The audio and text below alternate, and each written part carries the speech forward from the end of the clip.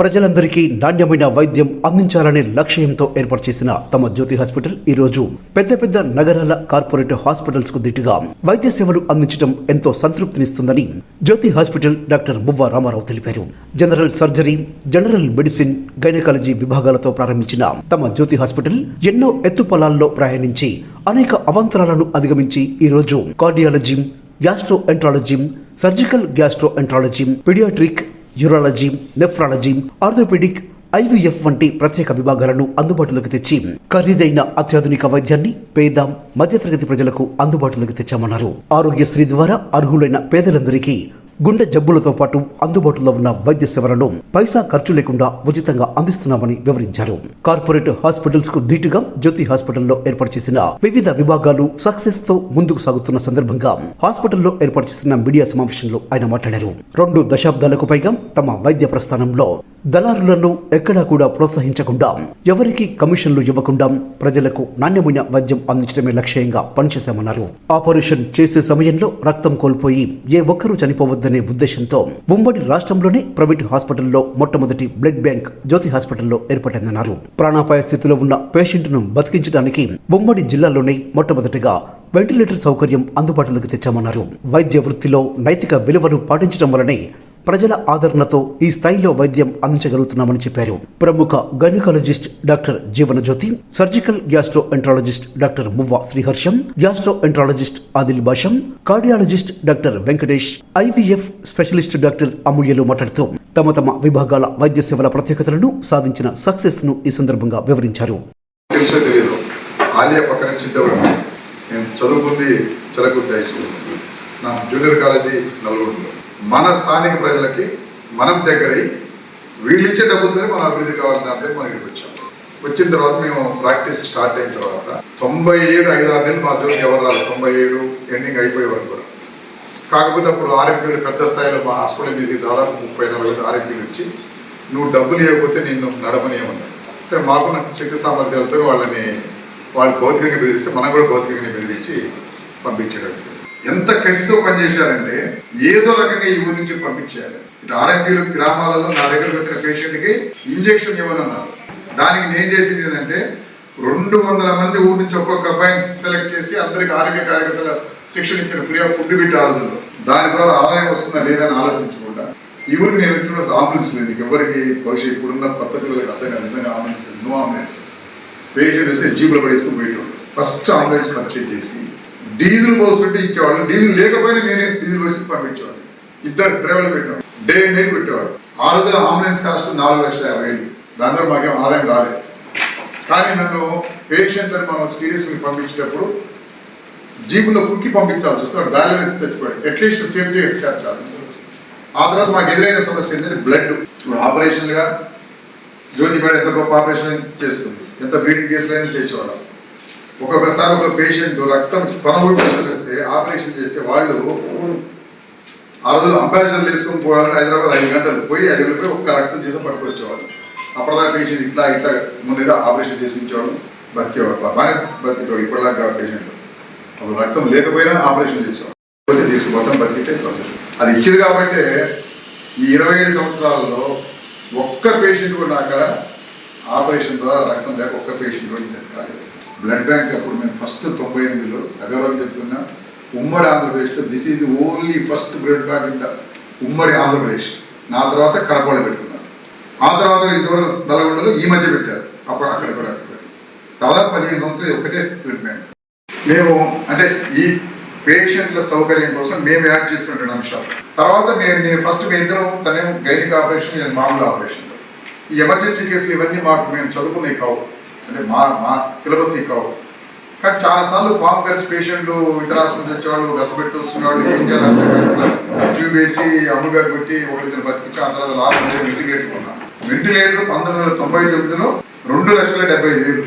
నేను సగౌరవంగా చెప్తున్న 1000 మంది పేషెంట్లు బతికారు. మనం పెట్టిన తర్వాత దాదాపు 15 సంవత్సరాల తర్వాత శ్రద్ధ బాబు ఒక వెంటిలేటర్ కొన్నాడు, చంద్రబాబు కొన్న తర్వాత 6 నెలలు మూసేసారు. ఆ తర్వాత 7 సంవత్సరాల్లో అంటే ఈ మెడికల్ నేను ఆలోచించిందేమో వీటన్నింటినీ పేషెంట్ల అవసరాల కోసం తీసుకొచ్చి పెట్టాను. వాటి రిటర్న్స్ నేను ఓపెన్ చేస్తాను. చాలా నాకు రిటర్న్స్ రాలేదు. బ్లడ్ బ్యాంక్ కూడా నాకు ఈరోజు కూడా రిటర్న్స్ ఏం లేదు. దాని కాస్ట్, దాని ఎక్స్పెన్స్ తప్ప నో ప్రాబ్లం. ఇవన్నీ సాధ్యం ఎందుకైందంటే జ్యోతి మేడం ఆపరేషన్ కానీ అద్భుతమైన గైనకాలజిస్ట్ ఉండబట్టి మా హాస్పిటల్ పిల్లల్లాగా నిలబడింది. దాని నుంచి రెవెన్యూ మొత్తం మేము దీనికి ఖర్చు పెట్టాము. ఏదో నేను ఈరోజు ఏ ఊరు పోయినప్పటికీ అక్కడ ఉన్నటువంటి వాళ్ళు మీరు మందాయి అప్పుడు బతికినా అని వాళ్ళ అబ్బాయిలు వాళ్ళు అయ్యని చూపిస్తారు. అదే రకంగా డయాలసిస్ కూడా మనం మొట్టమొదట ఆరోగ్యశ్రీ లేకముందు 2 డయాలసిస్ మిషన్లు పెట్టి అది కూడా మనం ప్రారంభిస్తాం. అంటే ఇవన్నీ మీకు ఎందుకు చెప్తుందంటే దీంతో పాటు IVF అంటే పిల్లలు లేనివాడు ప్రత్యేక టెస్ట్ బేబీ అప్పట్లో హైదరాబాద్కి వెళ్ళేవాళ్ళు నల్లగొండ డాక్టర్ గౌరీశ్రీ పెట్టింది. ఆ తర్వాత మనం కూడా దాన్ని ప్రారంభించాము. సో ఇవి అయిన తర్వాత కార్డియాలజీ గ్యాస్ట్రెంటాలజీ పెట్టాలని అవుద్దని మా ఇంట్లో పనిచేయాలి. మేడం ఏమో నువ్వు డబ్బులన్నీ ఆగం చేస్తున్నావు, ఆ కార్డియాలజీ అన్ని డబ్బులని దాన్ని నిజంగా దాన్ని డబ్బులన్నీ చాలా ఖర్చు కూడుకునే విషయం. ఇలా పనిచేయదు అంటే నువ్వు లేట్ అవుతున్న కొద్దీ నీ గుండె కండరము డ్యామేజ్ అవుతుంది. నువ్వు హైదరాబాద్ పోయి బతికొచ్చినప్పటికీ అప్పటికి చాలా గుండె డ్యామేజ్, అది రికవరీ కావడం ఒక్కొక్కసారి రికవరీ కాబట్టి పేస్ మేకర్లు పెట్టాల్సి వస్తుంది, ఇంకా అనేక రకాల ట్రీట్మెంట్ ఇవ్వాలి. కానీ నిజానికి ఏదైనా ఉందంటే 2 ఒకటి డెలివరీ అంటే డెలివరీ కాంపు పేషెంట్లకి కార్డియాలజీ పేషెంట్లకి ఎంత తొందరగా వైద్యం అందితే అంత అద్భుతంగా పేషెంట్స్ సర్వే కానీ అవకాశం. ఇప్పుడు మేము వచ్చినప్పుడు ఈ ఊళ్ళో కాంపులో ఫిక్స్ ఇవ్వాలని పేషెంట్ వస్తే ఎవరు ముట్టుకునేవాడు కాదు. హైదరాబాద్ పంపిస్తే దారిలో తెచ్చిపోయాడు. మేడం వచ్చిన తర్వాత ఆ కేసులన్నీ కూడా మేడం అద్భుతంగా వాటిని ట్రీట్మెంట్ అందరికీ ఒక్క పేషెంట్ కూడా మన దగ్గర కాదు. మన ఊళ్ళో నేను బ్లడ్ బ్యాంక్ పెట్టిన తర్వాత there is no single patient that from the loss of blood లేకుండా ఒక పేషెంట్ మేము కార్డియాలజీ పేషెంట్లకి ఆరోగ్యశ్రీ కార్డు ఉన్న వాళ్ళకి గవర్నమెంట్ డబ్బులు చాలా 2 రూపాయలు చేయాలి. ఇవ్వకపోయినా ఆరోగ్యశ్రీ కార్డు ఉంటే మనం సింగిల్ పైసలు తీసుకోకుండా వైద్యం తీసుకోవాలి. ఇది సో మాకు మీ వైపు నుంచి మా ఆరోగ్యశ్రీ కార్డుకు సంబంధించి కానీ కార్డియాలజీ కానీ తర్వాత గ్యాస్ట్రోఎంటరాలజీ ఇవి ఉంది. బయట నుంచి ఎండోస్కోప్ చేసిపోయాడు. కానీ అదే జాయిండీస్ వచ్చింది అనుకోండి, అంటే లివర్ పని చేయకుండా డక్ట్ అడ్డం పడుతుంది. జాయిండీస్ వస్తే వాళ్ళని హైదరాబాద్ పంపించేవాళ్ళు, అసైడిస్ వచ్చిన హైదరాబాద్ పంపించేవాళ్ళు. ఈ గొంతులో నుంచి రక్తం విపరీతంగా పోతుంటే చాలాసార్లు బతకరు, మధ్యలో చనిపోతారు. కానీ మన వాళ్ళు అద్భుతంగా ఈ మధ్య 2-3 పేషెంట్లకి అంటే ఒక పక్క ట్యాప్ కొట్టాడు రక్తం పోతుంటే అరిషా తర్వాత ఒకసారి ఓటీలోకి తీసుకెళ్ళి దాన్ని ఎండోస్కోపీ ద్వారా ఎక్కడికెక్కడికి రక్తం తీసి పడుతుంది. ఆ పేషెంట్ కిడ్నీ ఫెయిల్యూర్తో వచ్చింది, విపరీతంగా బ్లీడింగ్తో వచ్చింది. సో ఇది నిజమైనటువంటి ఎమర్జెన్సీ. మన హైదరాబాద్ దాకా పోగలే డబ్బులు ఉండొచ్చు అని, కానీ హెలికాప్టర్లు ఏం పోరు కదా. సో ఆడికి పోయేకి 4-5 సీసాలు పోయేసి మనిషి చచ్చిపోతాడు. అంటే గ్యాస్ట్రోఎంటరాలజీలో ఈ రెండింటిలో కూడా మనం అత్యంత అద్భుతంగా ఎమర్జెన్సీ వైద్యం ఇస్తున్నాము. దాన్ని మీరు మాకు మద్దతుగా ప్రజలకు తెలియజేయాలి. నార్మల్గా హార్ట్ పేషెంట్స్కి ఏంటంటే హార్ట్ అటాక్ వచ్చిన ఫస్ట్ 20 నిమిషాల లోపల కరెక్ట్ ట్రీట్మెంట్ అందగలిగితే హార్ట్ మజిల్ డ్యామేజ్కి మనం ఆపగలుగుతాం. అదే కానీ ఒక 2 గంటలు కానీ ఆఫ్టర్ 6 అవర్స్ కానీ 6 అవర్స్ లోపల అయితే కొంచెం రివర్సబుల్ పాసిబిలిటీ ఉంటుంది. ఫస్ట్ 2 అవర్స్ అయితే పేషెంట్ వెంటనే రివర్స్ చేయగల కెపాసిటీ మనకు 100% ఉంటుంది. మెయిన్ ఇప్పుడు మన కంట్రీలో మన దేశంలో ఏం జరుగుతుందంటే అందరు మోస్ట్ కామన్గా చనిపోతున్న వాళ్ళు ఎవరంటే గుండె జబ్బులతో చనిపోతున్నారు. గుండె జబ్బు ఇన్ ద సెన్స్ రక్తనాళాలతో పాటు చనిపోతున్నారు. ఇప్పుడు 1,00,000 మంది చనిపోతే 1,00,000 మంది లోపల ఇది 30%, 30,000 మంది దీంతో చనిపోతూ ఉన్నారు అన్నమాట. ఇవన్నీ కరెక్ట్గా ఎలా ట్రీట్ చేసుకోవాలంటే ముందే కనుక్కోవాలి. ముందే ఎలా కనుక్కుంటున్నామంటే 40 years పైన పడ్డవాళ్ళు, షుగర్ కానీ బీపీ కానీ ఏదన్నా ఉన్నవాళ్ళు ఒకసారి కార్డియాలజీ చెకప్ చేయించుకోవడం బెటర్. మన సెంటర్ వైపు వస్తే ఇక్కడ మేము స్టార్ట్ చేసి ఆల్మోస్ట్ ఈ మార్చికి 1 year అయిపోయిందండి. 1 year 1 month అవుతుంది. ఈ 1 year లోపల టోటల్ ఆల్మోస్ట్ 400 ప్రొసీజర్స్ వరకు కంప్లీట్ చేసాము. అందులో ఒక 250 వరకు యాంజియోగ్రామ్ వేసుకున్నా కానీ ఒక 130 చిల్లర వరకు యాంజియోప్లాస్టీ చేసాము. రీసెంట్గా మనకు ఆరోగ్యశ్రీ వచ్చి మనకి ఆల్మోస్ట్ ఒక 4 months అవుతుంది, 3-4 months. ఈ ఆరోగ్యశ్రీ వచ్చాక మనం మొత్తం 80 యాంజియోప్లాస్టీ దాకా చేసాం వాటికి. సో ఈ 80 మంది ఆల్మోస్ట్ 80 మందిలో కానీ ఒక 30-40 మెంబర్స్ అయితే కంపల్సరీగా చనిపోవాలని బ్రతికించారు. మిగతా వాళ్ళ సంగతి కొంచెం ఇందాక ముందు టెస్ట్ చేసి కనుక్కున్న వాళ్ళు కానీ ఒక 40 మెంబర్స్ వరకు అయితే మన హార్ట్ అటాక్తో వచ్చారు. హార్ట్ అటాక్తో వస్తే వెంటనే మనం యాంజియోగ్రామ్ చేసాం, యాంజియోప్లాస్టీ చేసాం. ఈ హాస్పిటల్లో నేను చేసిన అతి పెద్ద వయసు వాళ్ళకి 85 సంవత్సరాల వాళ్ళకి యాంజియోప్లాస్టీ చేయగలిగాను. వాళ్ళకి ఆలోచిస్తుంది అతి చిన్న వయసు చేసింది అయితే 23 సంవత్సరాలు. డీలింగ్ హైదరాబాద్లో చేయగలిగిన వైద్యం అంతా ఇక్కడ మేము చేయగలుగుతున్నాం. దానికి ఏది తక్కువ కాకుండా చేస్తున్నాం. మనకి ఇక్కడ ఒక బైపాస్ ఆపరేషన్ ఒకటి లేదు, అది కూడా ఇన్స్పెక్షన్ ఇవ్వాలో రేపు అవుతుంది. అది కూడా వస్తే ఇక కార్డియాక్ పరంగా అన్ని హోల్ ఒక యూనిట్ పెట్టాలని రామారావు సార్ సార్ ఆయన ఉద్దేశం అదే అన్నమాట.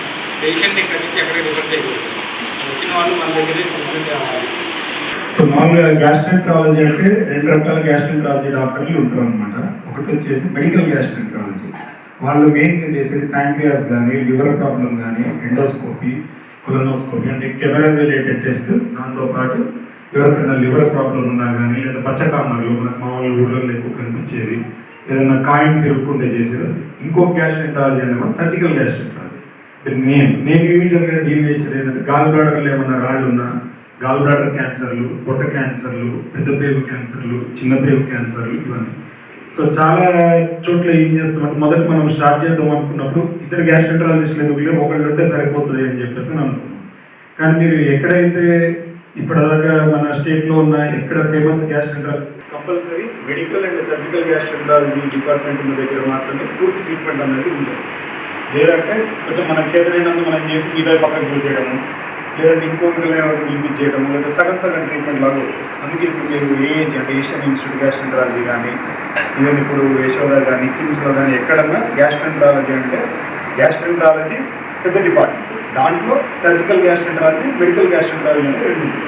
సో మనం ఇక్కడ మొదలు పెడదాం అనుకున్నప్పుడు నేను ఎవరితో మాట్లాడినా కానీ మీరు డిపార్ట్మెంట్ని అభివృద్ధి చేయాలనుకుంటే కనుక ఇద్దరు ఉండాల్సిందే. డబ్బులు సంపాదించాలనుకుంటే ఒకళ్ళు ఉంటే సరిపోతుంది అని చెప్పిన అంతే. ఒకళ్ళు వచ్చేది ఒకళ్ళకి సరిపోతుంది, ఇద్దరికి సరిపోతుంది. సో దానికోసం అని చెప్పి మొదటి మనము ఇక్కడికి మిర్యాలగూడలో స్టార్ట్ చేద్దామని అనుకునే ముందే లేదు కంపల్సరీ ఇది అయితే లేదు చూద్దాం, ఒక 1-2 years చూద్దాం, కాకపోతే మనకి ఎక్కడైనా జాబ్ అయితే గ్యారంటీ వస్తుంది కదా దాంట్లో ఉంది అని చెప్పేసి గ్యాస్ట్రెంట్రాలజీ కోసం వెతుకున్నప్పుడు మనకి డాక్టర్ రాజీవ్ భాష నాకు కోయంబత్తూరులో పరిచయం ఉంది.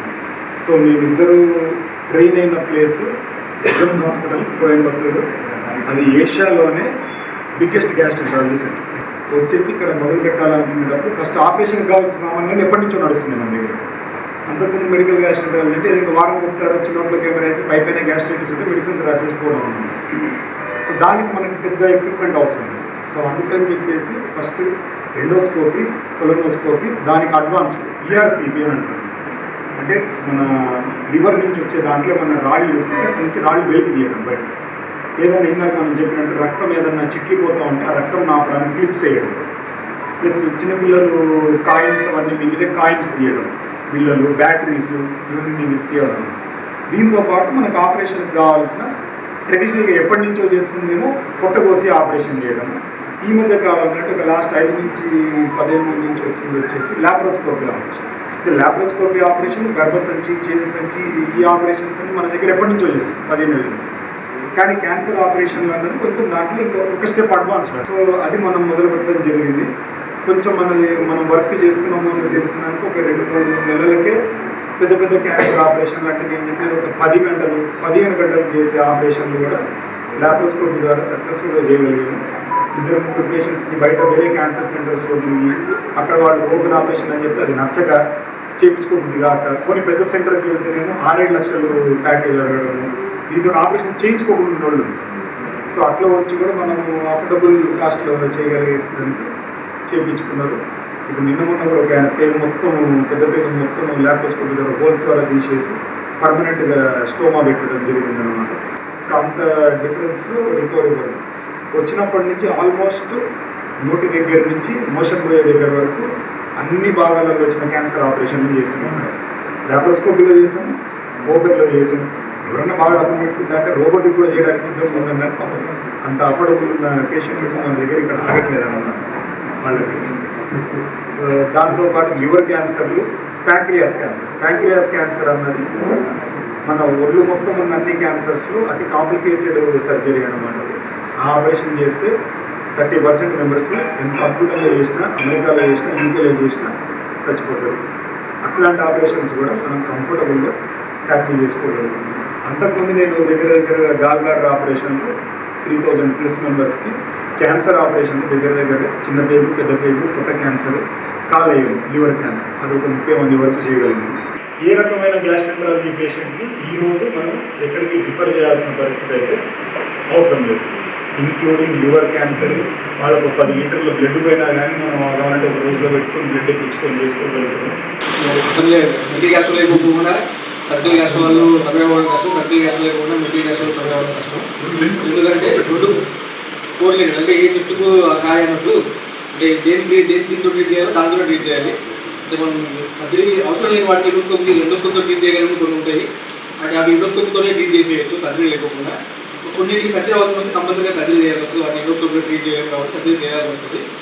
సో నేను ఇక్కడికి ఎలా వచ్చానంటే నేనేదో నా కోర్స్ అయిపోయి నేను చేసి పెద్ద ఇన్స్టిట్యూషన్ నుంచి బయటకు వచ్చాను కదా, ఏదో పెద్ద కార్పొరేట్ సెక్టర్లో సెటిల్ అవుదామని నేను వెతుకుతా ఉంటే నాకు ఒకరోజు మన సార్ నుంచి ఫోన్ వచ్చింది రామారావు సార్ అంటే నేను ఎవరో అనుకున్నాను. కానీ తర్వాత హర్ష ఫోన్ చేశాడు. హర్ష ఫోన్ చేసి మేము ఇట్లా ఈ ఊళ్ళో మిర్యాలగూడ అనే ఊళ్ళో నా పేరు మిర్యాలగూడ అంటే మిర్యాలగూడ ఊళ్ళో నేను గ్యాస్ట్రో సెంటర్ స్టార్ట్ చేద్దాం అనుకున్నాను సార్, మీరు ఏమైనా వెళ్ళి ఉన్నానంటే మిర్యాలగూడ వచ్చిన తర్వాత ఏంటంటే ఈ చిన్న ఊళ్ళో ఏం చేద్దామని అని అనుకున్నాను. కానీ తర్వాత ఇక్కడికి వచ్చిన తర్వాత ఈ ఫెసిలిటీస్ కానీ హాస్పిటల్ సెటప్ అంతా చూసి సరే కొంచెం రిమోట్ ఏరియా అయినప్పటికీ కొంచెం patient load patient different cases ఉంటాయని నోటీస్ కొన్నాను. ఇక్కడ వచ్చిన తర్వాత ఇక్కడ ఉన్న కేసెస్ చూస్తే నేను రెగ్యులర్గా చేసిన కేసెస్తో డిఫరెంట్గా ఉంది. అంటే ఏదైనా కానీ సింపుల్గా చేయలేదు, చాలా కాంప్లికేటెడ్ కేసులే డీల్ చేయాల్సి వచ్చింది. కానీ సక్సెస్ఫుల్గానే చేసింది. ఏదైనా కానీ నేను చేసిన కేసులు ఏది టిపికల్గా అంటే చాలా ఎటిపికల్ కేసులు ఉండేవి. ఎటిపికల్ కేసులన్నీ కూడా జాగ్రత్తగానే డీల్ చేసాము. ఏదైనా కానీ హాస్పిటల్ సపోర్ట్ ఉండాలి, నాతో పాటు సర్జికల్ గ్యాస్తో సపోర్ట్ ఉండాలి. నాకు ఎలాగో వర్షం ఉండే తెలుసు కాబట్టి ఆయన సపోర్ట్ నాకు ఎలాగో ఉంటుంది కాబట్టి మంచిగా డీల్ చేయగలను. అయితే నేను చేసిన కేసులో 2-3 కేసులు బాగా డిఫరెంట్గా ఉన్నాయి. సో యాక్చువల్గా మేము స్టార్ట్ చేసింది ఎండోస్కోపీ కొనోస్కోపీతో స్టార్ట్ చేసాం. కానీ ఈఆర్సీపీ వద్దు, అది ఎక్స్పెన్సివ్ ఇన్స్ట్రుమెంటు, మనం నష్టాలకి వెళ్ళిపోతాము అని పెట్టుకోవడం వల్ల అన్న ఉద్దేశంతో ఉన్నాం. కానీ మన రామారావు సార్, మేడం, హర్ష వీళ్ళంతా వాళ్ళు ఎంతో అంటే ఖర్చు అయినా పర్లేదు మనం ఇన్స్ట్రుమెంట్ తెచ్చుకొని మనం చేద్దామని వాళ్ళు సపోర్ట్ ఇవ్వడం వల్ల ఆ ఇన్స్ట్రుమెంట్ తెచ్చుకున్నాము. ఆ తెచ్చుకున్న తర్వాత we are the first gastroenterology institute in Miryalaguda to do that procedure. ERCP procedure మనమే ఇక్కడ ఫస్ట్ టైం చేసింది. And I am the first gastroenterology institute that ERCP procedure. దానికి అదొక హ్యాపీయెస్ట్ థింగ్.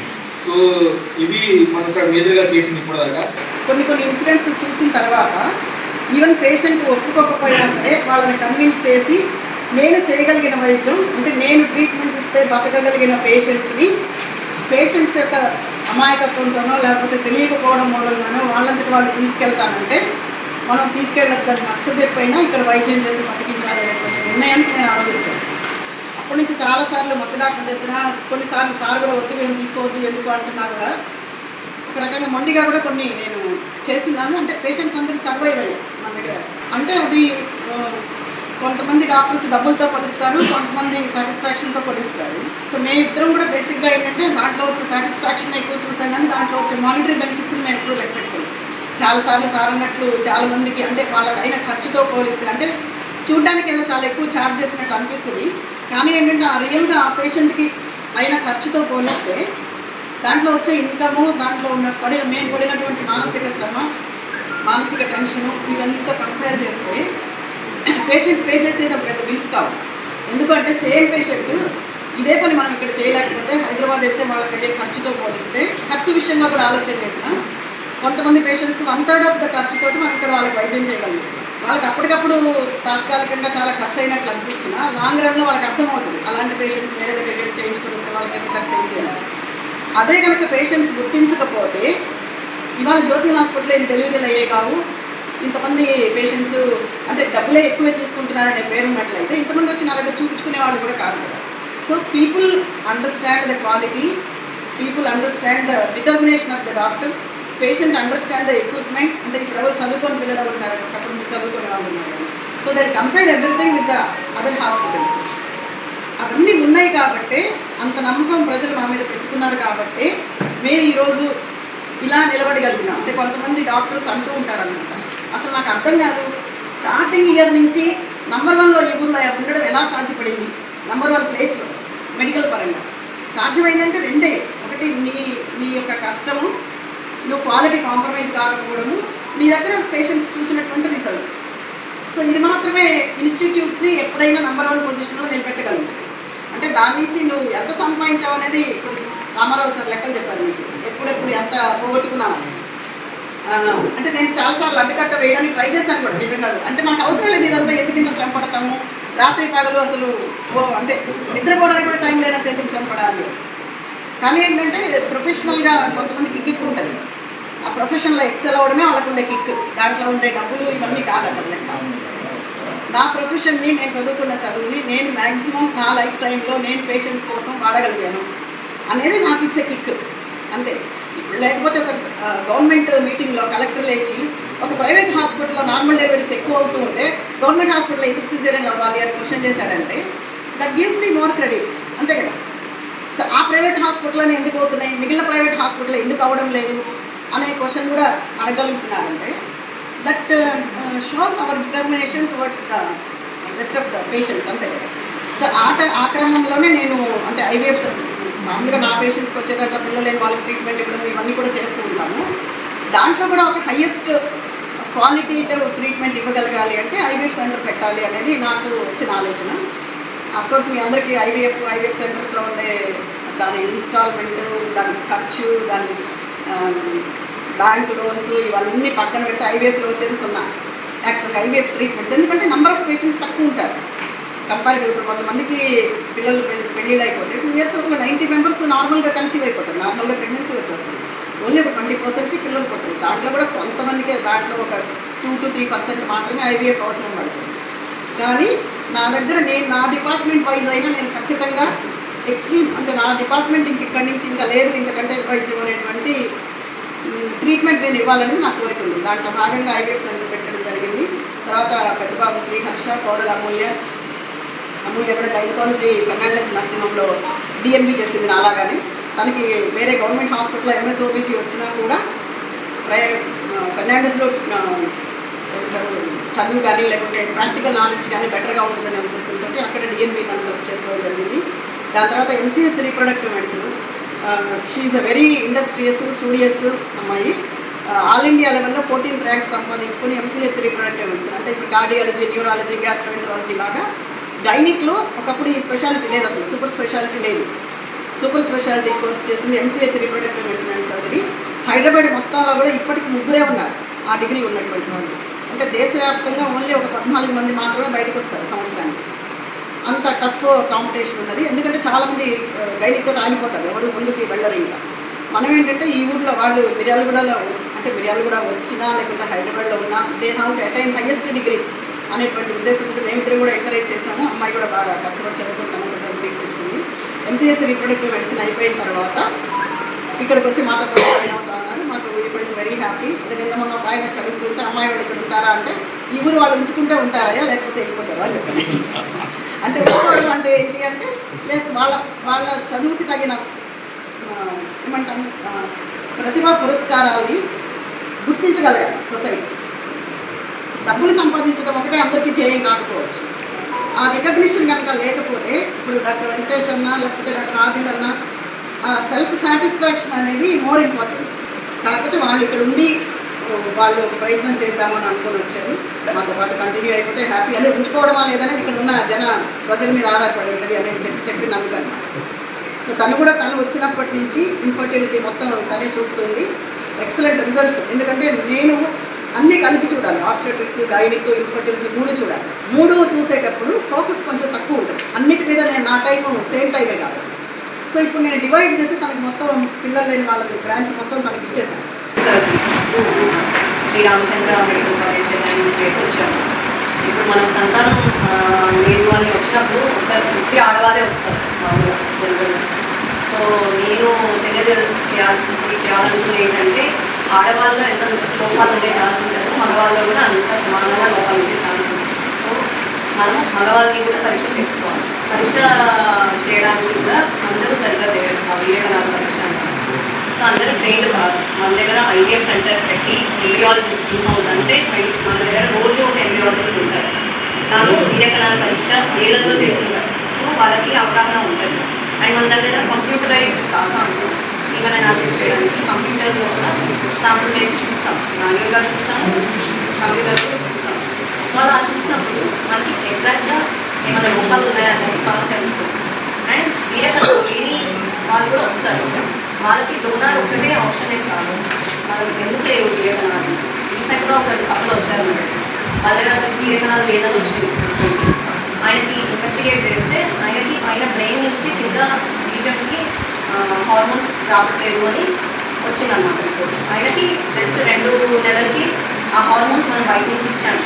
ఇస్తే స్పాంటేనియస్గా కన్సీవ్ అయ్యి వచ్చారు. సో చాలామంది ఇది చూసి డోనార్ తెలుసుకోండి అని సజెషన్ ఇస్తారు బయట ట్రైనింగ్ లేని వాళ్ళు. అంటే గైనకాలజీలో ఇన్ఫర్టిలిటీ గురించి చాలా తక్కువ ట్రైనింగ్ ఉంటుంది చాలామంది. సో అడ్వాన్స్గా నేను 3 years స్పెషల్గా వీటి గురించి చదవచ్చాను కనుక మీరు బెటర్గా పేషెంట్ని ట్రీట్ చేయగలరు అని చెప్పదలుచుకున్నాను. అండ్ ఐవీఎఫ్ కూడా హైదరాబాద్ దగ్గర చేయించుకుంటే అయ్యే ఖర్చు కంటే మన దగ్గర ఒక సగంలో అయిపోతుంది. చాలామంది అనుకుంటారు ఇక్కడ మియాపూర్లో అంటే ట్రైన్ డాక్టర్స్ ఉండరేమో, అది విషయం కాదు. ఒకసారి వచ్చి మాట్లాడి కౌన్సిలింగ్ తీసుకుని అయితే అర్థమవుతుంది. సో ఐవీఎఫ్ కూడా మన దగ్గర చాలా జెనెటిక్ టెస్టింగ్ కూడా చేయగలం. కొంతమందికి బ్లడ్ డిజార్డర్స్ ఉంటాయి, అవి అమ్మ నుంచి తండ్రి నుంచి వస్తాయి పిల్లలకి. అది మనం ఆ బ్లడ్ డిజార్డర్స్ పుట్టాక చనిపోతూ ఉంటారు చాలామంది పిల్లలు కష్టం లేక. అవి కూడా మనము పిండంలోనే జెనెటిక్ పరీక్షలు చేసి ఆ జెనెటిక్ డిజార్డర్ లేని